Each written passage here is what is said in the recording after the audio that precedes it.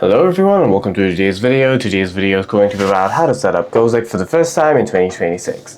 For that, the first thing that you'll have to make sure of is that the Gojek app is installed on your device. Head over to the Play Store and then type in Gojek in the search bar. Hit go or enter and then hit the install icon if you have not already installed it. You can then head over to your app drawer and then search for Gojek.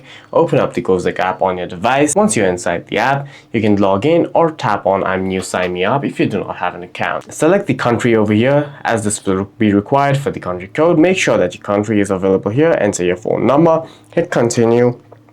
Or if your country is not listed here, you can hit continue with Google, in which case you can continue with your Google account. Tap on your Google account that you want to continue with, which you'll also have to enter your phone number, hit continue again, and then a verification code will be sent to your continue again, and then you'll have to agree to the terms and conditions, and then a verification code will be sent to your phone number, after which you'll have to enter the verification code, create your password, and follow the rest of the on-screen instructions to create a Gojek account, and then start using Gojek. For any further questions, please feel free to leave a comment down below.